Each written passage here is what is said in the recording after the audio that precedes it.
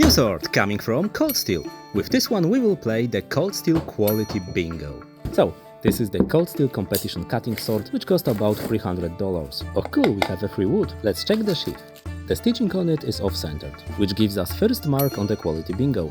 On the other model of these swords that I bought before, the stitching seems correct. Other parts of the sheath seems fine on the first side.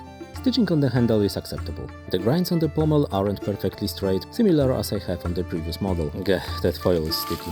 The edge looks good. Okay, let's clean the blade from those oils, because whatever Cold Steel is using, this stuff is really smelly. Also, this blade is highly polished, so let's reveal its natural shine. The blade was made for 1050 carbon steel, so it should be a perfectly functional sword. At least for the light cutting. Tip looks good, no damage here. The construction seems solid, everything is tight. Even though I see some epoxy or glue inside. And the mouth of the sheath is not perfectly aligned with the crossguard. Okay, so let's check the edge, because this is the cutting sword, so it should be very sharp. Okay, that's nice, or even very good.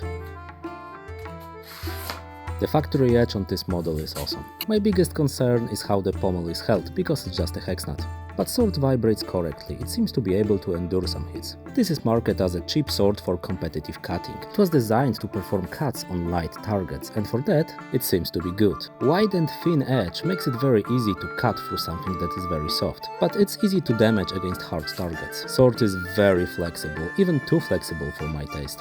So far this is the only Cold Steel sword that I really liked, so I bought another one. So the question is, can you dual wield it? No. Hell no. Do not try to dual wield longswords. Those are not designed for that. Cold Steel have awesome cardboards.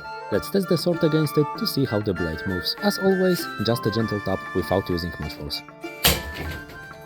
That was okay, so the blade is quite good for cutting. In the future test I will try some piercing motion to see if the sword can handle it. So is this sword good?